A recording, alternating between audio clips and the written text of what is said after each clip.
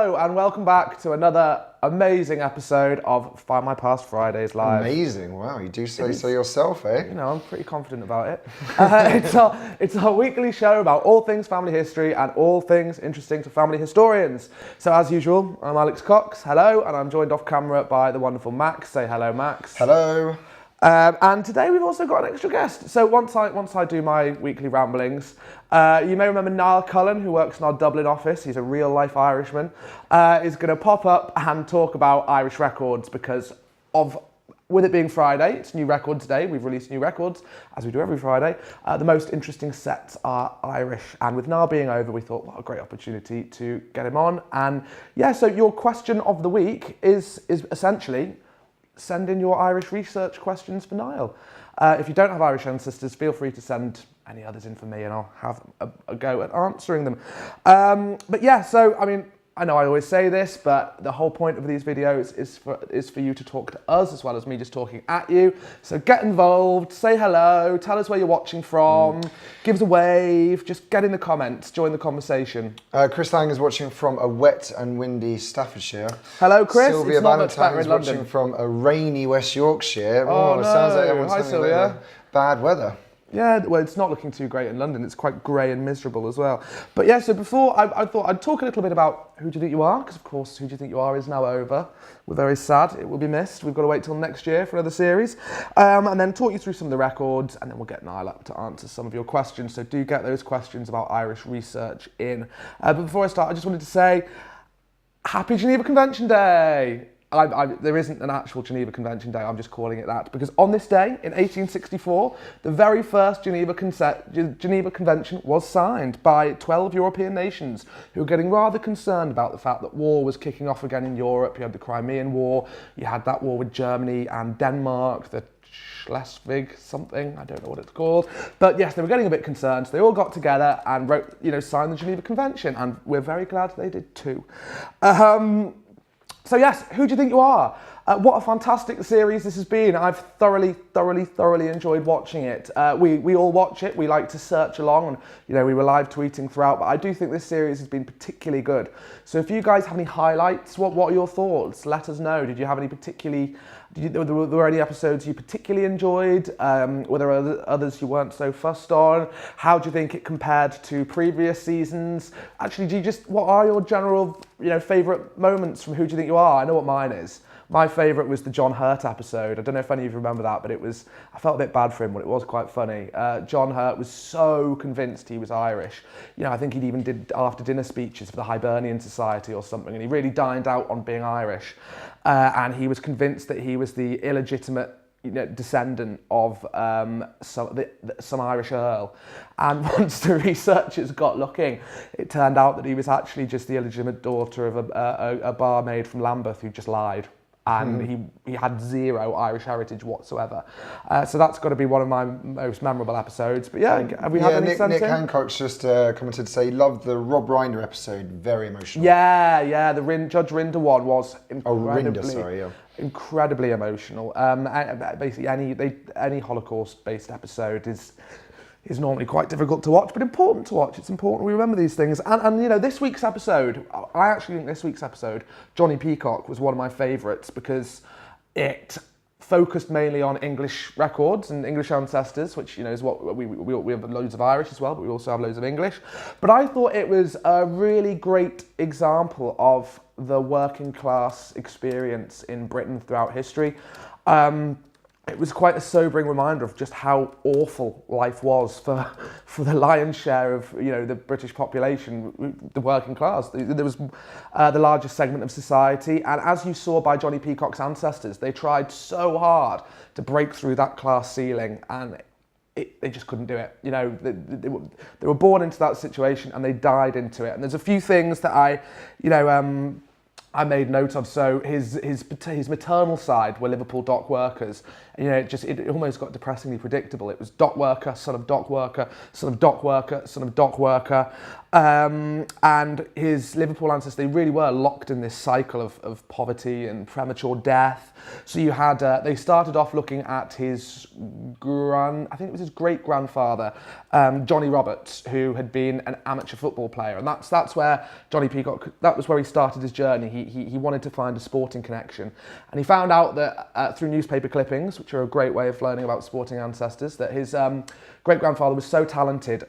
Talent scouts from Leeds United knocked on the door, only to be turned away by Jonny Roberts' father, Edward Roberts. And you'd think, at first you think, why would a father deny his son the chance of a career playing football professionally? Well, not only was it because back then professional footballers weren't paid anywhere near as much as they are today, and it was, probably not the most secure form of employment. When the researchers actually started looking into Edward's life, well, it was a tough life, and then you started to realise why he was so set on making sure his son had a stable and secure career. Because when they found Edward in the 1911 census, which I believe you've got an image of, haven't you, Max? I have indeed. So they found him living in appalling slum housing in Haddock Street in Bootle in Liverpool, best city in the world, and one of the interesting things about the 1911 census is not only does it list, there's a column for the number of children born, there's also a column for the number of children living. And when you look at this census form, you might be able to see it there on the screen. While Edward's wife Anne had given birth to 8 children, only 4 were still living. And this is in 1911. It's just over 100 years ago. It's not way back in the depths of history. So you think back then, that living in these slum areas was dirty, it was dangerous, public health was awful. And then it got worse when they actually started to look into Edward's earlier life, and it turned out that Edward himself had lost 5 siblings. So Edward lost 5 siblings and then lost 4 children. And all of Edward's siblings as well died from diseases that were, very linked to poverty, like gastroenteritis, typhoid, tuberculosis. And then if it's possible, it got even worse. Because you should be laughing at these. No, I just thought I just thought it was really interesting because when you contrast this episode with the likes of Olivia Colman's very well-heeled ancestors who lived lives of luxury in India and did lots of travelling, whereas Jonny Peacock's family history was very static. It stayed in one place. They didn't move because they were too poor to. But it was the story of Edward's father that was the most tragic. So when they noticed on Edward's birth certificate that his father was dead at the time he was married, so obviously they did a little bit more digging, and it turned out that his father, Isaac Roberts, actually died of anthrax poisoning, which is not a cause of death you come across every day. And it turned out that Isaac worked in the docks. He was handling animal waste products, things like hooves, blood, bones, and so we caught anthrax off that. But the really sad part was that when they looked at the Liverpool School of Tropical Medicine's records, they found out that because Isaac was so poor, he couldn't afford to take any time off work. So he waited until he was literally on his last legs before admitting himself to hospital, and died 4 hours after admitting himself, And as Jonny said, he was obviously having to push himself so hard because life was so hard. And then the maternal side was just as grim, because they focused in on it. It was his great-great-great-grandmother, Louisa Voss, who lived in the Cambridgeshire countryside. At first you think, Cambridgeshire countryside, maybe there's going to be a rosier, more bucolic picture of life, a bit nicer, a bit more rural, pastoral. No, that wasn't the case. So poor Louisa, she had a bad reputation locally. She was known to drink, she was known to fornicate, which in the 1840s were things that women should not have been doing according to society. So it meant that she found it very hard to find stable employment, and she ended up in an agricultural labour gang. And the treatment of these gangs was so appalling, they were referred to in the press as white slaves. I mean, you only need to type it into our newspaper collection, you'll find tons of reports on how cruelly these employees were treated. So, you can see that she obviously struggled, because at one point, records show that she was fined 10% of her annual salary, which was meagre anyway, for stealing a bushel of potatoes, which was probably because she was hungry. And then, she was thrown into the workhouse as a result in 1853. And then in 1860, she took her former boss, John Hanworth, to court for assault, because as the show delved into it, turned out that a lot of the bosses of these agricultural gangs were not very pleasant, and all kinds of the worst abuses you can imagine were being carried out So she took him to court and it got thrown out because he was more powerful than she was. He was higher up the social ladder than she was. Apparently, one of the witnesses was spoken to and decided not to give a statement, so the whole thing was thrown out. But yeah, I just thought it was, the only reason I wanted to talk about it was because I do think it was a great reminder of how tough working class life was in British history, and obviously class is such a big part of British history. So yeah, those are my thoughts. Let me know yours. What did you think? Have we had any more comments in, Max? Oh yeah, there's been loads of comments coming Oh good, that's what we like to see. Yeah, Nicole Hassel said she particularly liked the Marvin Hulme episode as well. Yeah, I thought that was a good one. And then yeah, a few people saying that they enjoyed watching John Hurt's. Yeah, well, I mean, it was a bit wince-inducing. But, you know, that's the thing about family history. You genuinely don't know what you're going to discover. You can go in being absolutely adamant you're going to find something, and no, it's not there. Also, if you are just joining us, Niall will be, you haven't missed him, he's going to be joining Alex in a second, so get your Irish genealogy questions in. I've been sending ones over that have come in already. Fab. So yeah, records time. So actually, before I talk about the records we've released, I wanted to tell you about a new handy search tool that we've added to the site. So all the guys on the search team are constantly working to improve Findmypast, as we always tell you, and your comments and feedback, you know, does get passed on to them and does influence change on the site. So we're constantly improving things. So, you know, if you do have any suggestions, whack them in the comments. We promise we do take them to the search team and they often do get acted on. But the new one we've added, I think it was this week, was to our passenger list collections. So now transcripts for passenger lists don't just list the name of the person you're searching for. They also flag up people with the same surname on that passenger list. So it just basically means, I think you've got an example, Max, of one of the transcript boxes. Yep. So you can see there people with the same last name on this voyage, and it just makes it a lot easier to find out whether your ancestors were travelling with their relatives or whether they were travelling alone. Because, you know, as many of you who've used the passenger list can probably attest, deciphering the handwriting in these handwritten documents can actually be quite difficult at times. I think when I was looking for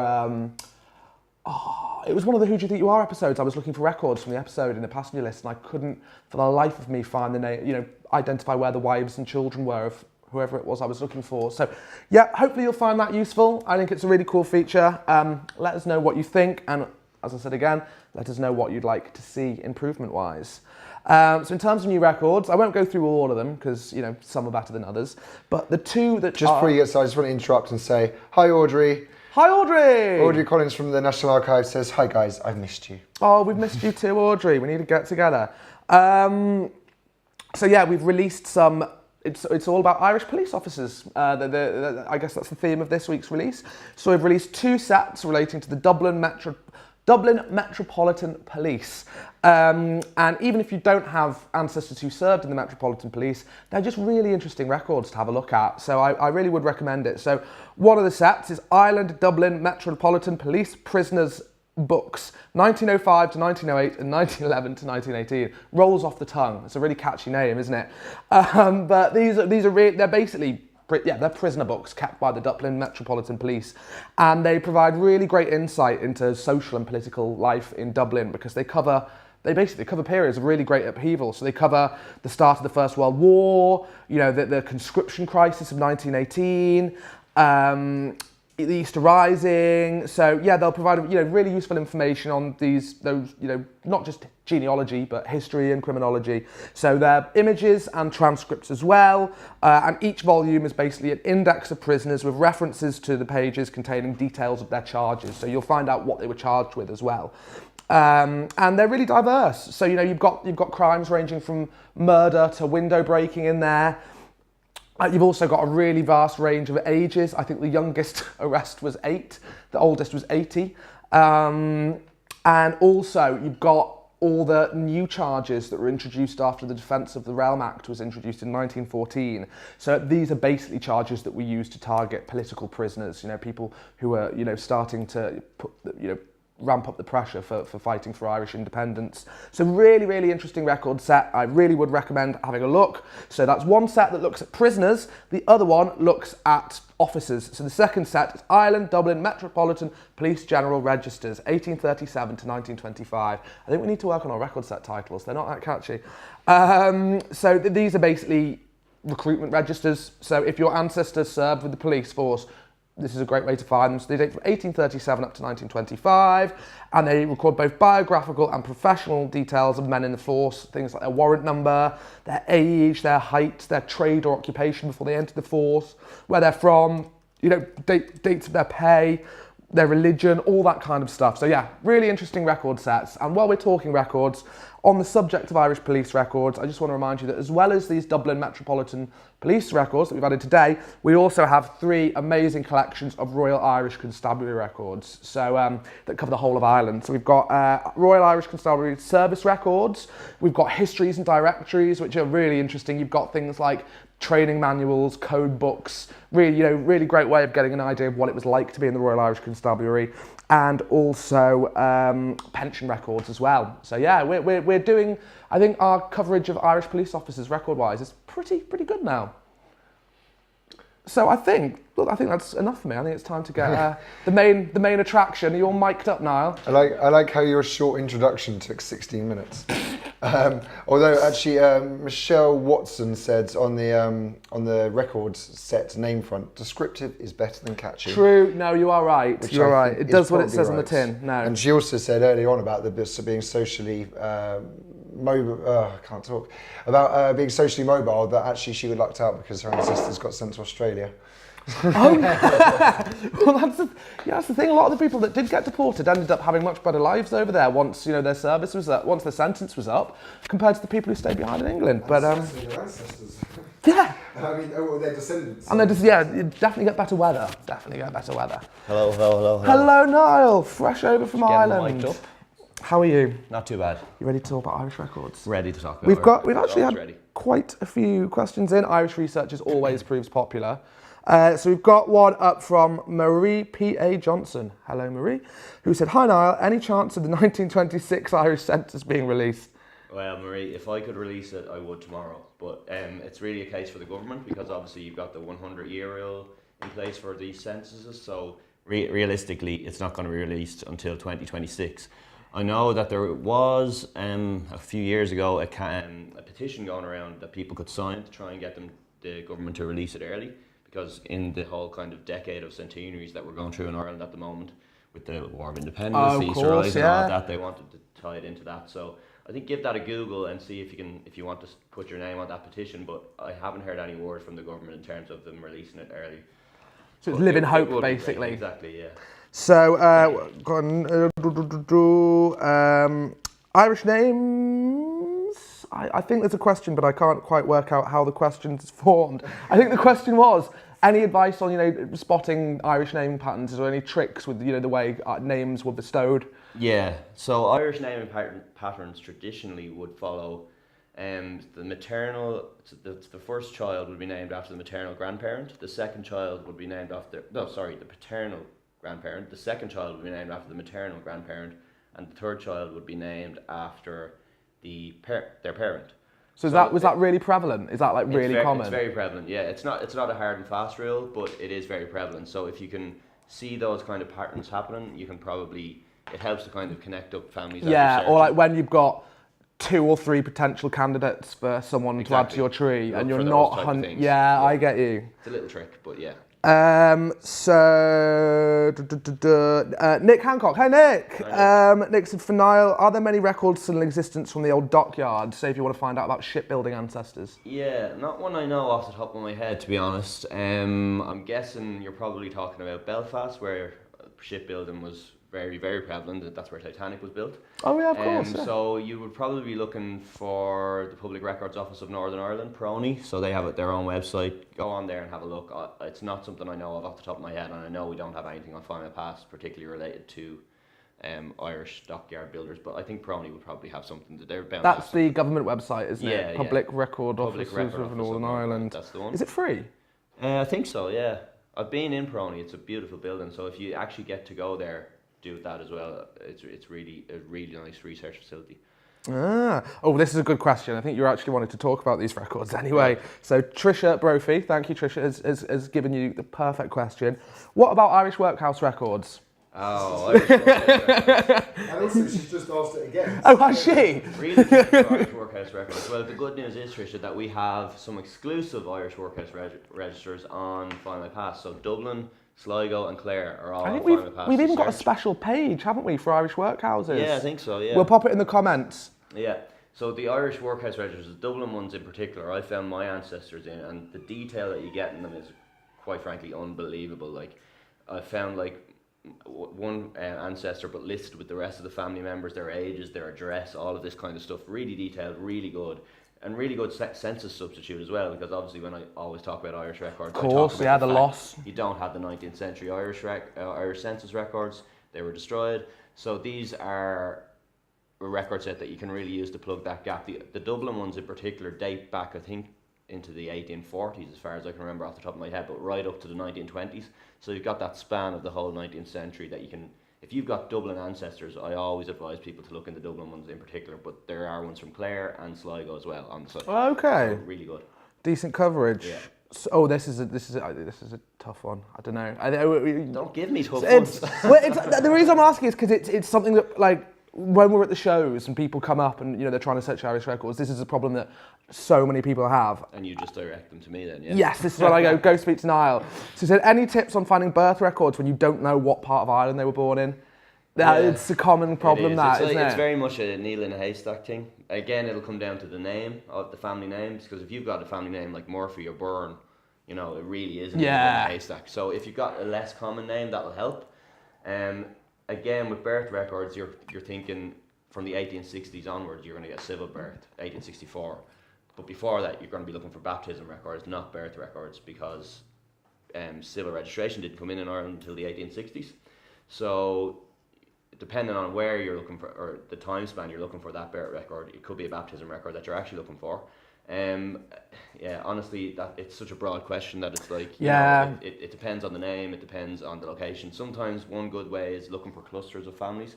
So look for the family name in different clusters and locations. Oh, yeah. That'll help narrow it down. Because I guess that's really the only thing you can do is try and find out what part of Ireland they were from first, isn't it? I mean, through other record sources. Location is everything when it comes to Irish research. You need a location, at the very least a county.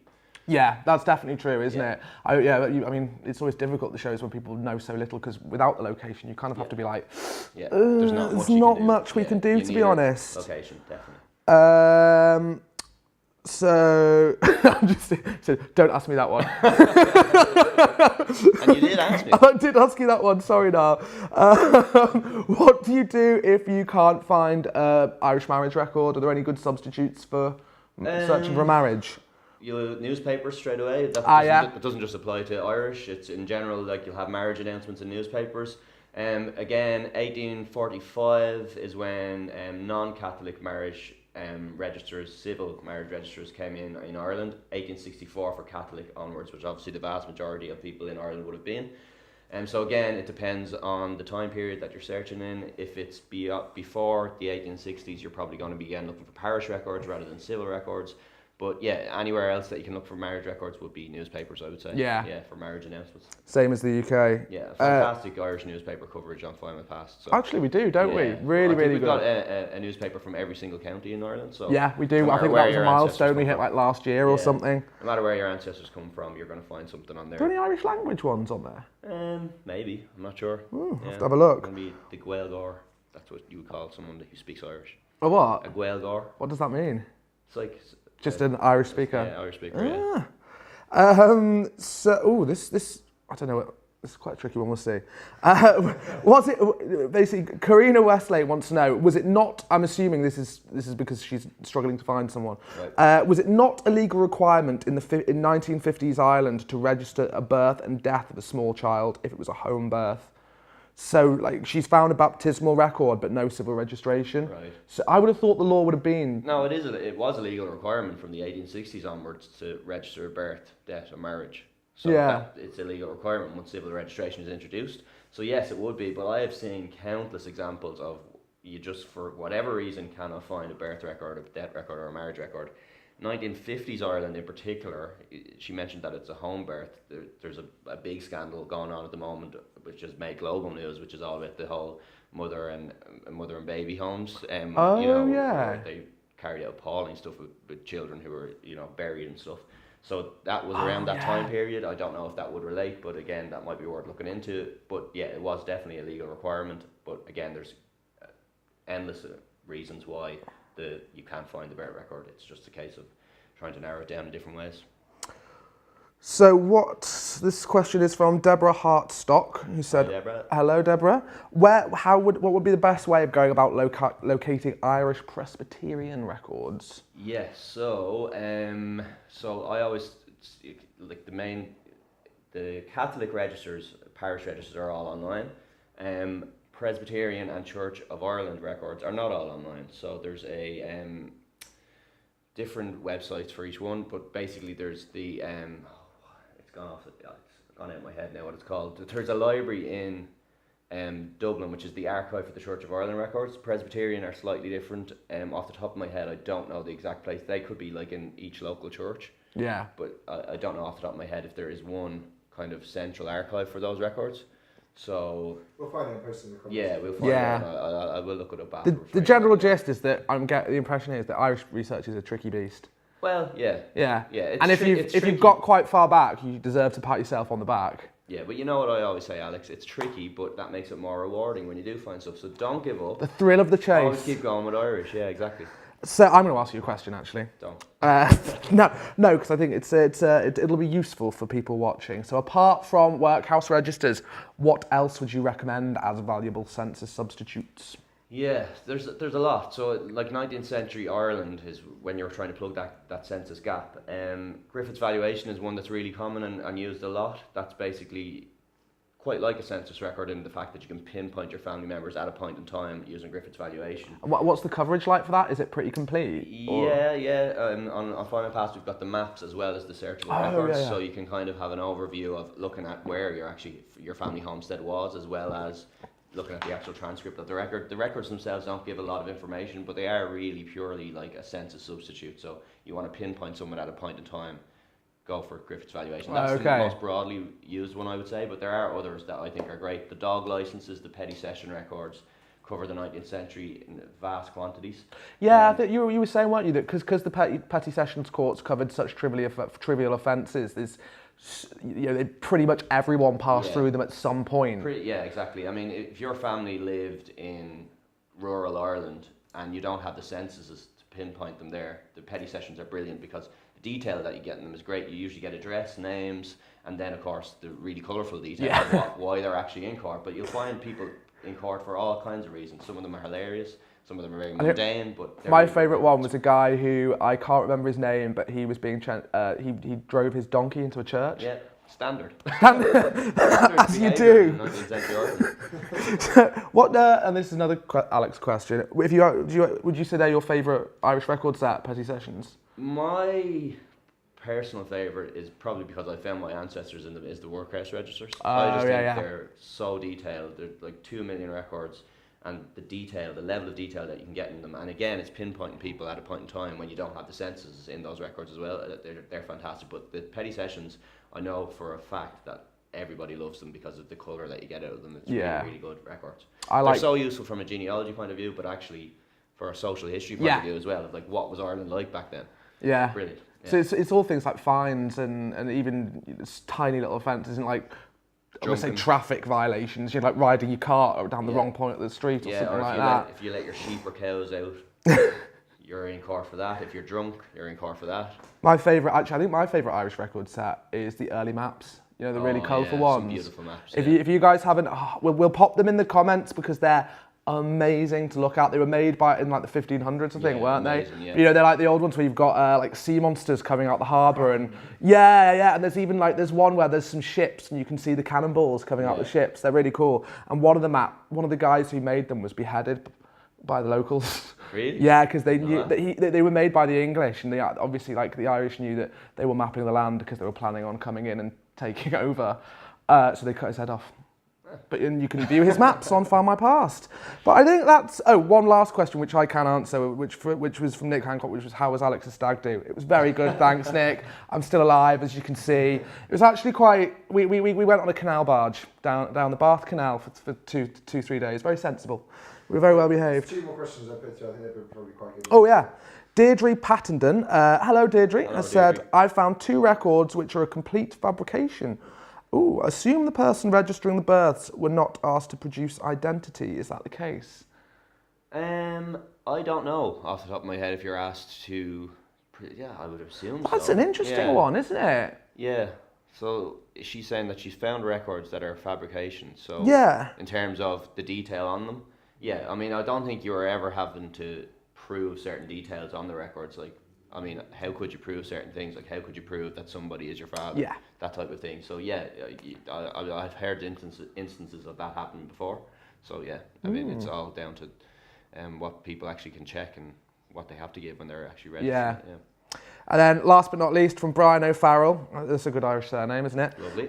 Who said, I'm looking for Irish records for an ancestor said to be born in County Mayo about 1841 and emigrated to British India. Oh wow, likely as a soldier. How best to locate birth or passenger records? So that kind of covers 2 of our collections. It Obviously, does. the Irish records, and because it's 1841, again, what I was mentioning earlier, you won't be looking for a civil record, you'll be looking for a parish record. So it would start your search. You have at least got the county Mayo, so start your search with the name and the county in Mayo. Search the parish records in Mayo, see what you can get through there. And then in terms of the British and India stuff, we've got a great collection of British and India records on Findmypast as well. Really good records. Have a look in there. I don't know if And there's military records for the military Indian records. Army covering that period. So if your ancestor did go over as a soldier, you might find him in pension records. And, you know, they might give you a little bit more information. So definitely check out British and India. Yeah, and I don't know if this applies as well because you're specifically asking for passenger lists. But I know that a common question that we always get is, was there passenger lists between Britain and Ireland so people moved back and forward? But it was all the one country at the time, so Ireland was part of Britain, so there wasn't passenger lists. That could be the same case for passenger lists between Ireland or Britain and India because India was part of the empire as well. Yeah. So I don't know that off the top of my head, but I'm guessing that could be the case if it's the same for Britain and Ireland. I'm glad you put those 2 in. Those are good ones. Audrey's actually just commented to say, if it was anything like England, proof was not required. There are fabrications and English records too. Oh, hang on. You're not mic'd. I'm going to have to pass my mic over. Oh, that's right, you can just repeat that. What did you say? So, I've forgotten. Basically, Audrey has answered the question in the comments very well. If it was anything like England, proof was not required. There are fabrications and English records too. Ask me sometime. You may have been able to hear that. Everyone can just about hear me, I think. It's also, in the comments, it's been kicking off. We've decided that we're going to have some kind of social meet-up at some point. Oh, wait. Yeah, we should definitely do that. The drinks are on you. Oh, no. Don't say that. But yeah, no, on a serious note, I think it would be good to organise some kind of actual event at some point. That would be really cool. I'd love that. Was that someone's idea watching? I'll check. It's come from many things. That is a fantastic idea. Whoever suggested it. Fridays with a live studio audience. Yeah, Yes, exactly. A Findmypast Fridays party. I'm getting excited already. But yeah, honestly, thanks as always for coming up. That was brilliant. And there's obviously a huge appetite for Irish tips. So next time you're over, I think we'll be dragging you back up here again. No problem. That's what I'm here for, and I love talking about Irish records and encouraging people to always obviously search for their Irish roots. Don't give up. It is challenging, but keep going. If there's any questions that I haven't covered, pop them into the comments and I'll take a look afterwards and try and answer them for you. Isn't he good? Cool. Thanks everyone as always. Yep, tune in again next week. We've got a pretty cool announcement next week. I won't say anything else. But yeah, I'm such a tease. Also, Miko and the Scottish one. Oh yeah. Actual date for that now. That is going to be on the 21st of September. Yes, 21st of September for Miko's Scottish special. And Miko is a very good public speaker and an amazing family history educator, so you don't want to miss that one. It's going to be good. Scottish is good, Irish is better though. So. Oh, controversial! On that note, have a nice weekend.